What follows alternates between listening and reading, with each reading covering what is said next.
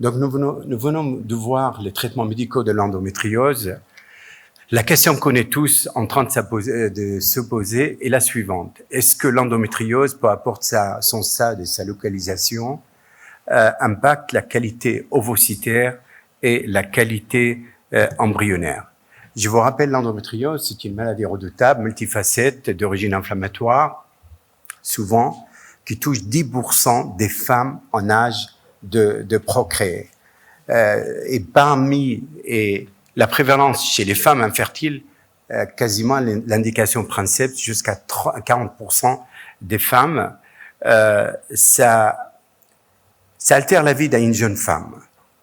Et puis surtout, si on raisonne en termes d'absence de son travail équivalent à 5 jours par mois, avec une dépense même dans notre système de prise en charge par la solidarité nationale de l'ordre de 10 à 15 000 euros par an.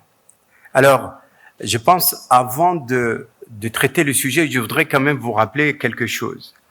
Le micro-environnement utérin avec la présence de l'endométriose, par rapport à un endomètre, entre guillemets, un utérus sain, comme j'ai pas de contrôle d'écran de contrôle, je suis obligé de retirer mes lunettes. Alors, on assiste premièrement, sur ces schémas-là, le rôle respectif des récepteurs endocriniens dans la lésion endométriosique par rapport à un endomètre normal. Vous avez des gènes, des récepteurs, la FSH et la LH, qui sont associés à des troubles de l'ovulation, et la suppression de ces gènes de deux gonadaux entrave la survie des cellules à granulosa et le développement des follicules.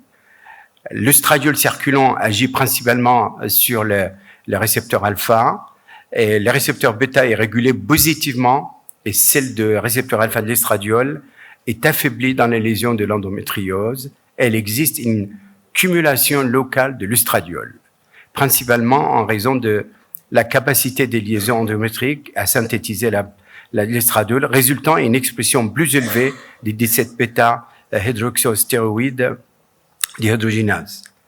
Un rapport donc de progestérone alpha et bêta déséquilibré modifie de facto la voie de la progestérone, aboutissant à une résistance à la progestérone qui inhibe finalement l'apoptose et favorise la prolifération et l'inflammation. C'est ça on doit comprendre avant d'évoquer et répondre à la question posée. Donc, vous comprenez bien que l'environnement inflammatoire de l'endométriose induit un système immunitaire assez complexe et un statut pro-oxydant déséquilibré qui affecte la réserve ovarienne chez une femme ayant de l'endométriose, et de facto, la qualité ovocytaire est mise en question, réduisant ainsi la chance de la fécondation et de l'implantation.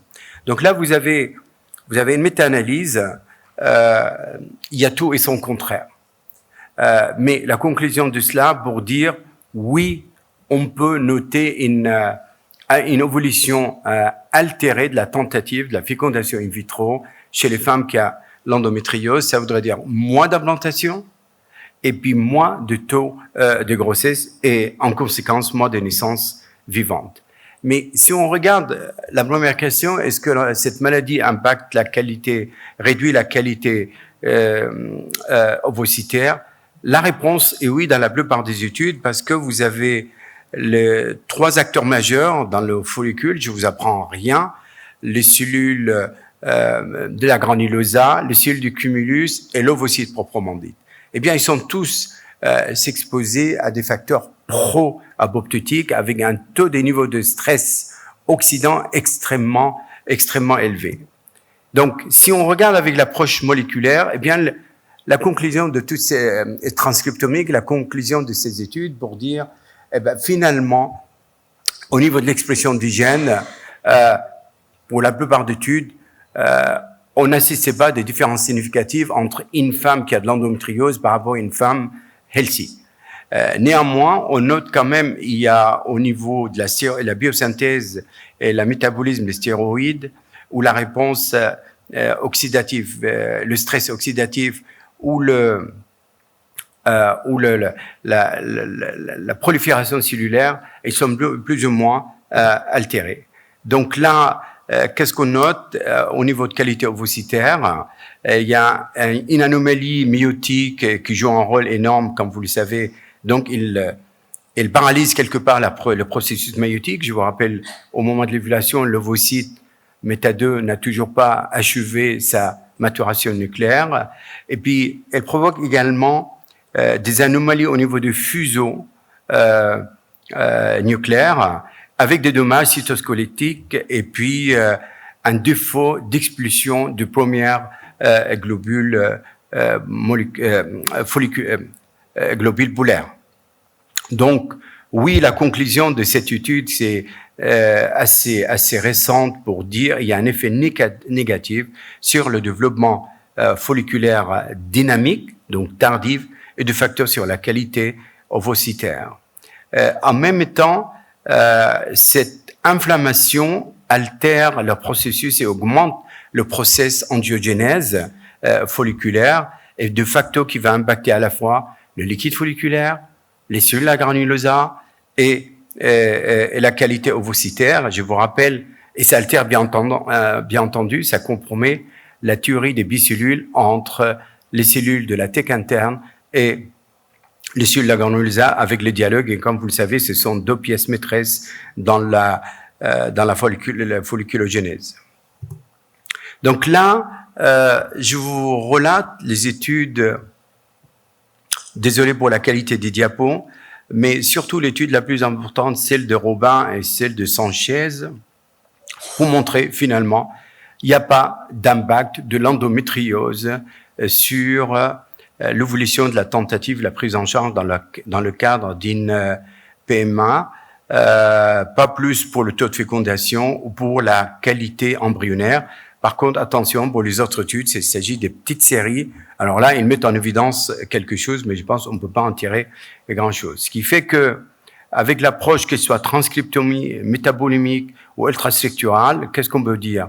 Oui, on est devant une dérégulation de métabolisme énergétique, du stress oxydant élevé, des dysfonctionnements au niveau mitochondrial et puis de l'altération inflammatoire au niveau de micro-environnement folliculaire. Et donc, oui, la conclusion de la plupart des études pour dire il y a un impact sur la fécondation, le développement embryonnaire, le taux d'implantation. Mais la question reste débattue aujourd'hui en 2025. Donc, nous, avant de s'intéresser à cette thématique, on a essayé de déchiffrer un peu le dialogue entre l'endomètre en pleine fenêtre d'implantation et puis la masse cellulaire interne pour comprendre quelles sont les familles de gènes et les panels de gènes qui s'expriment et qui rentrent en scène comme premier acteur avant de s'intéresser à la qualité embryonnaire chez la femme qui a de l'endométriose. Donc, le message pour vous aujourd'hui, oui, les femmes prises en charge dans le cadre d'une PMA, on note une augmentation de réponse au ce qu'on appelle ROS, Reactive Oxygen Species, chez ces patientes-là. De facto, ça se répercute sur la qualité ovocytaire et l'altération surtout. Les messages pour vous, ces micro-environnements folliculaires, surtout sur la phase dynamique dès le recrutement de follicules en trop, comme vous le savez, gonadodépendant, jusqu'à le jour où vous décidez de déclencher l'ovulation. Alors, il y a deux études que je trouvais dans la littérature sur 100 plus importantes pour dire la prise en charge dans le cadre d'une AMP, eh bien, le taux de fécondation et la proportion des femmes avec un échec total de fécondation n'est pas différent entre une femme qui a de l'endométriose ou une femme bien portante. Par contre, une autre étude sur 800 cas pour montrer qu'il y a une diminution dans la maturation, significative maturation ovocytaire, dans le nombre des ovocytes retrouvés, dans le taux de fécondation et bien entendu dans le taux de blastocystes utiles qui a été trouvé chez les femmes d'endométriose. Donc, vous voyez, ces deux études pour deux conclusions différentes. Mais la question qu'aujourd'hui, nous, on est en train de se poser, comment peut-on aider ces femmes qui ont de l'endométriose dans leur parcours de soins en assistance médicale à la procréation.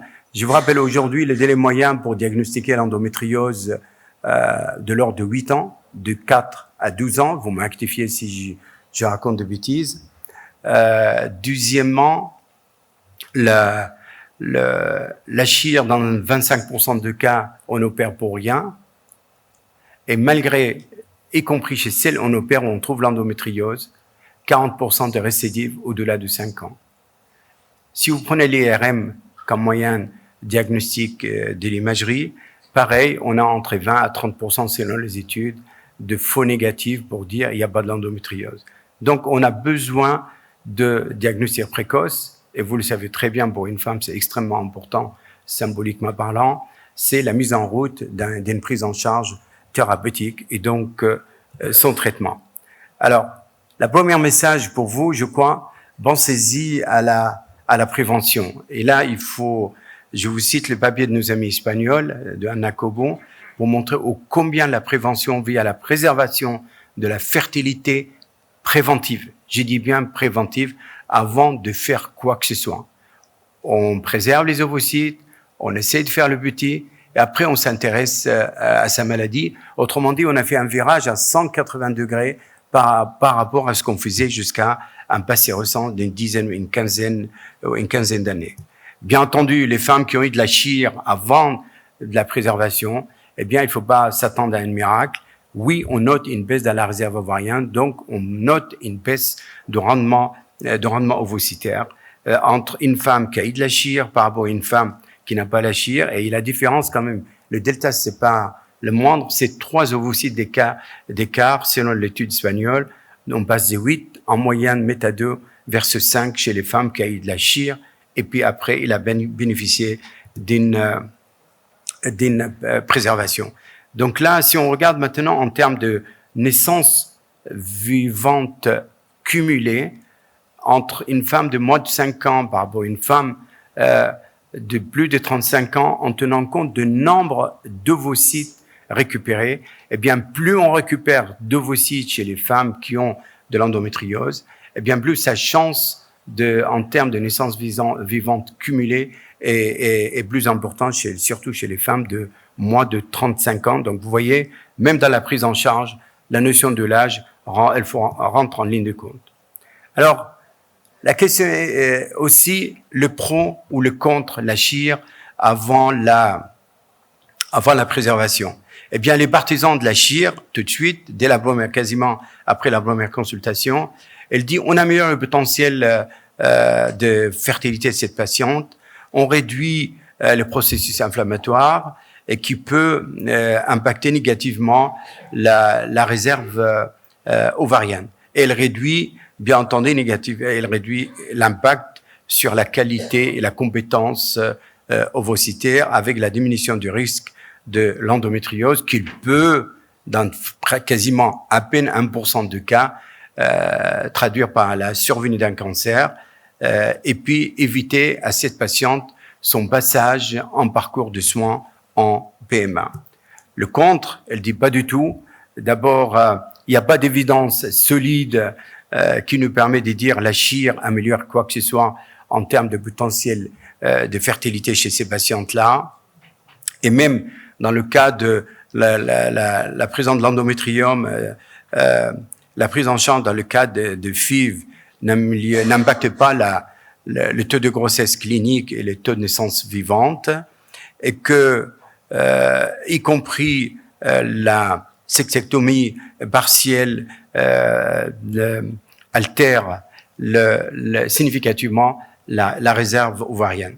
Donc, alors je me suis dit, mais j'en ai assez, le pour et le contre. Je suis allé m'amuser, enfin, c'est une manière, ça m'a pris quand même pas mal de temps, de chercher parce que vous savez, on est en plein médecine de preuve, de regarder les partisans et les contre la prise en charge en chire, de dire, eh ben, vous voyez, vous avez la réponse.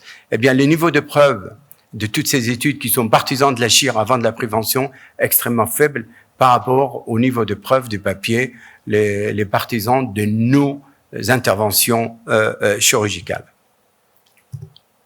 Donc, et vous le savez comme moi, mieux que quiconque, que le temps, ce n'est pas un allié pour une femme en âge de procréer. C'est bien au contraire. Donc ça voudrait dire plus on attend, plus elle perd sa chance de concevoir, ça altère sa vie reproductive et donc y compris sa vie sexuelle, même sa vie familiale avec toutes les douleurs dans la sphère pelvienne, et altère bien entendu, y compris il y a un papier que j'ai trouvé, les systèmes nerveux central chez une femme ayant de l'endométriose.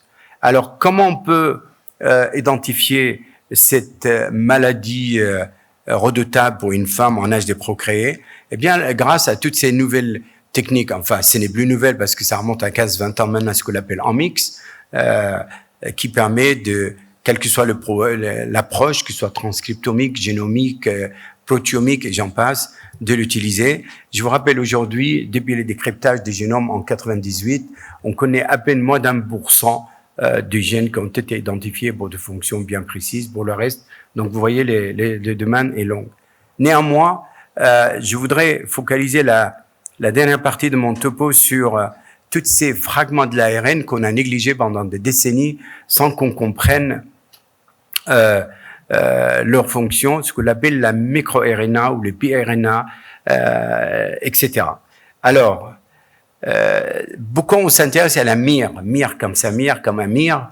Eh bien, ce sont des biomarqueurs à double intérêt. Un intérêt pronostic, un intérêt diagnostique, voire même un intérêt thérapeutique. On les trouve partout.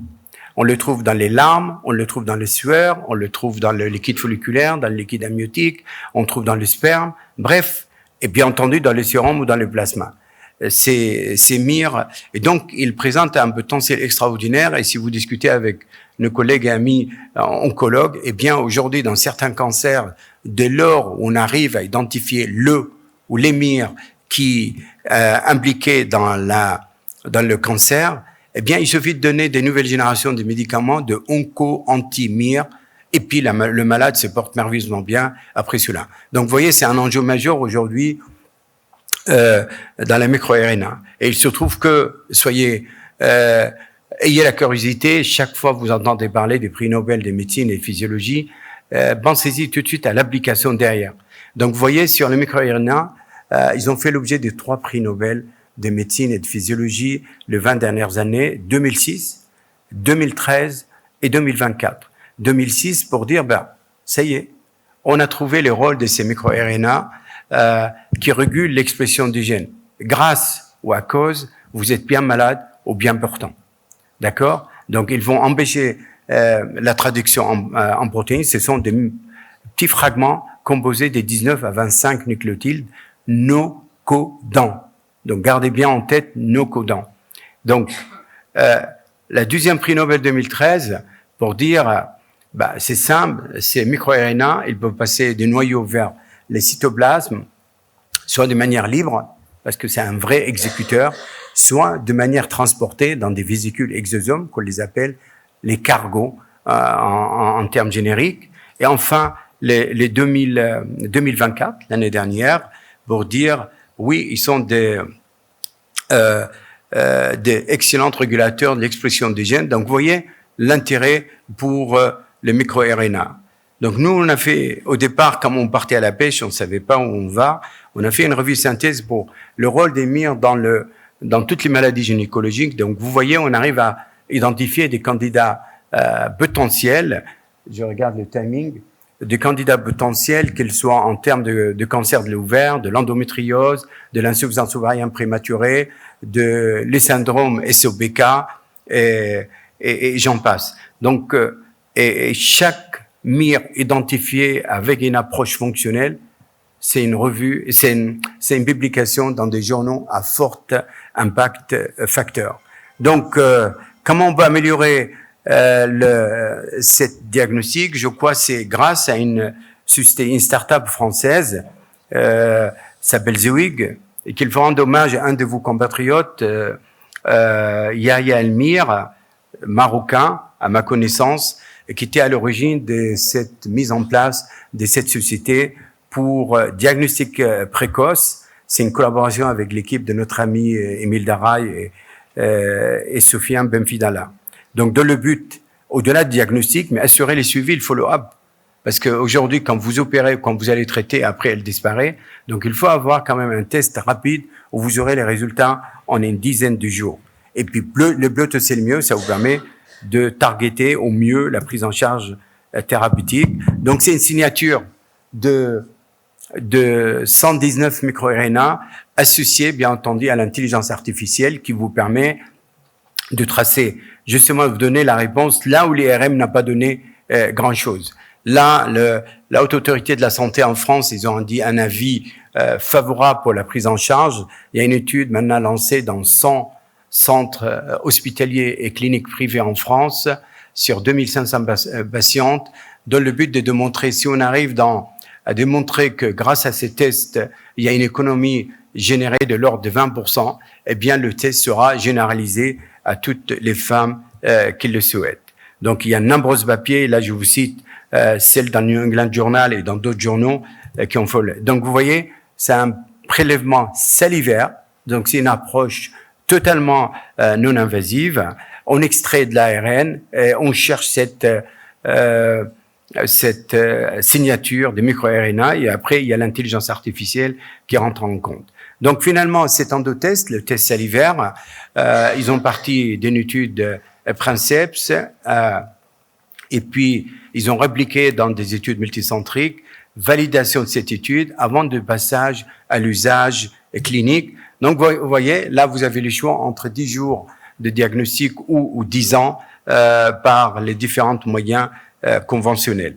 Alors, j'ai pensé, en venant ici, je dis finalement, mais c'est 10 ou 15%, c'est les études d'infertilité qualifiées, étiquetées comme non invasives, comme inexpliquées. Est-ce qu'on n'a pas intérêt de chercher par là? On passe à côté des maladies. Souvent, le jour de la ponction, le laboratoire vous dit, mais regardez, on a le liquide folliculaire complètement chocolaté, donc on se dépêche pour récupérer les ovocytes.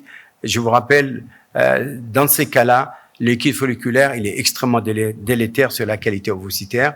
Donc, c'est simple. Après un bilan, bien entendu, la prise en charge conventionnelle, vous connaissez mieux que quiconque, on identifie l'étiologie et puis avec une prise en charge personnalisée. Eh bien, si on ne trouve toujours pas une cause, eh bien, je pense que le test, il a sa place ici, c'est le mois, et qui permet, soit il est négatif, elle passe dans le parcours de prise en charge personnalisée, soit il est positif, dans ce cas-là, on préserve avant le passage en chir. Donc, en conclusion, je pense, le message est très simple. Chez les femmes jeunes en âge de procréer avec l'endométriose, pensez-y toujours à la prévention, s'il vous plaît, avant de faire quoi que ce soit. C'est vraiment à l'opposé de ce qu'on faisait jusqu'à présent, que oui, on peut considérer que tout ça dépend de la localisation, les types d'endométriose, superficielle, profonde ou ovarienne. Eh bien, ça impacte la réserve ovarienne. Pensez-y à friser les ovocytes avant de l'entreprendre en chir, parce que je vous rappelle quand même, ces micro-environnements inflammatoires qui pourrit la vie au niveau folliculaire, eh bien, va se répercuter d'une manière ou d'une autre sur l'axe surtout sur la régulation locale au niveau de l'estradiol et de la progestérone et leur feedback par rapport à l'hypophyse. Donc, fine, la gagnante, je pense surtout la patiente. Je vous remercie de votre attention. Merci pour cette belle revue sur l'endométriose et l'impact. Est-ce qu'il y a des questions? Il y a du temps pour 1 ou 2 questions. Oui, allez-y. Samir, non. Samir, Where are you? à côté, à droite, à gauche. Estrade. Ah, pardon, excuse-moi. Merci pour ce tour d'horizon. Mais comme la journée, c'est sous le thème de évidence et incertitude, c'est le thème que les amis ont choisi. Je voudrais savoir aujourd'hui où en est-on avec les évidences et quelles sont les incertitudes brièvement sur l'impact, on va dire, micro-environnemental de l'inflammation, le pelvis, le microbiome, les interact, tout ça, et les incertitudes. Est-ce qu'il y a des évidences aujourd'hui qui sont clairement classées dans l'altération ovocytaire et embryonnaire concernant l'endométriose et quelles sont les voies de recherche, notamment génétiques? Eh bien, je pense que la première évidence, c'est le niveau de stress oxydatif au niveau folliculaire. Et donc, à partir de là, qui dit stress, qui dit stress oxydatif, qui dit, comment dirais-je, les études sérieuses jusqu'à présent, une altération directe sur la qualité, sur la maturation finale de l'ovocyte et surtout sur la maturation nucléaire de l'ovocyte et de facto sans oublier les cellules de la granulosa flottante et les cellules du cumulus qui l'entourent. Ça voudrait dire, je prends cet exemple entre l'ovocyte et les cellules du cumulus. Comme vous le savez, il y a des relations privilégiées de part et d'autre. Et le rôle de l'ovocyte, quand il va sécréter des protéines qui, pour se protéger, eh bien, il doit protéger les cellules du cumulus qui l'entourent pour surtout face à l'apoptose. Et c'est grâce à, plus vous avez un stress folliculaire élevé, c'est le cas de l'endométriose surtout profonde, plus vous avez un dialogue ovocyte, cellules du cumulus altéré. Du coup, l'ovocyte n'arrive plus à protéger les cellules du cumulus contre l'apoptose. De facto, il est exposé directement à cette famille. Nous, on l'a étudié pour la famille de BCL2. Je peux vous assurer chez ces patientes, les pro-apoptotiques, la famille de BCL2, ils sont plus importants chez ces patientes-là versus les femmes healthy. Merci. Question de... Bonjour. Bonjour, professeur Hamama. Donc, ma question sur, en ce qui concerne la qualité... Fermé. Pardon? Bonjour. Ma question en ce qui concerne la qualité ovocytaire et même la baisse de la réserve ovarienne suite à l'endométriose. Donc, est-ce qu'il ne faut pas commencer un traitement très précocement chez les jeunes patients diagnostiqués endométriosiques, même en dehors de la douleur d'une endométriose symptomatique? Ou bien, pour poser ma question autrement, est-ce qu'il ne faut pas démarrer un traitement chez les jeunes adolescentes ou les patientes nullipares très un peu plus fort, pour préserver la qualité ovocytaire ou même recommander une préservation de fertilité par congélation ovocytaire très précocement avant l'installation d'une altération profonde de la qualité ovocytaire? Non, comme je disais, je pense qu'il faut prévenir que de guérir. On préserve d'abord. On préserve. Ensuite, vous tracez la conduite atténuante thérapeutique. C'est à l'opposé de ce qu'on faisait il y a 10, 15 ou 20 ans. Donc, c'est la raison pour laquelle il faut quand même rappeler que ces patientes-là, ils n'ont plus de vie de femme. Donc, ils vivent avec un niveau de stress extrêmement élevé, plus de vie de couple, plus de vie sexuelle, et entamer une approche type chirurgicale aux traitements hormonaux, pourquoi pas? Nous, on a une molécule, je crois Nathalie, je sais pas s'il en a parlé sur Ryeco, mais même pas destinée aux femmes en âge de procréer en première ligne, hein, c'est en seconde ligne. C'est ça, pour Ryeco? Un antag, pardon? C'est ça. Donc, moi, je pense aujourd'hui, la solution la plus simple chez vous, préservez d'abord, et ensuite, prenez-la en charge. Moi, je parle carrément des patientes asymptomatiques. Asymptomatiques. Pardon, j'ai pas entendu ces mots. Chez les patientes carrément asymptomatiques. Moi, je parle des patientes carrément asymptomatiques chez qui on diagnostique l'endométriose. Est-ce qu'il ne faut pas démarrer déjà un traitement pour ralentir cette évolution et préserver le pronostic de fertilité? Bah oui, vous avez la réponse dans la question. Recommander une préservation de fertilité précocement avant l'installation d'une altération profonde de la qualité ovocytaire. Mais puisqu'il est asymptomatique, comme vous le disiez à juste titre, donc posez-lui la question s'il y a un projet parental. Voilà. Je crois que ça, c'est avant tout. Ouais. Et dans ce cas-là, on préserve et après vous la prenez en charge. Oui, je n'ai pas entendu le mot asymptomatique. D'accord, donc c'est mieux de commencer le traitement même s'ils sont asymptomatiques. Ouais. Préservez d'abord. Parce que qui dit âge, qui dit qualité. Merci, Samir, par excellent topo. Vous parlez de préserver, mais parfois on a des patients avec des AMH au-delà de 3, endométriose. On préserve quand même. Mais, au fait, il y a des femmes qui ont de l'endométriose qui restent fertiles et qui conçoivent in vivo.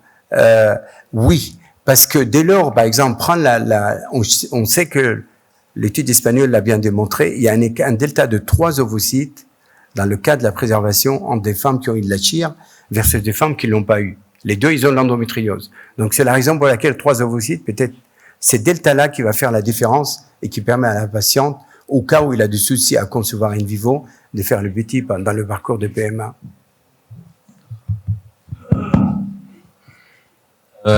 Dernière question.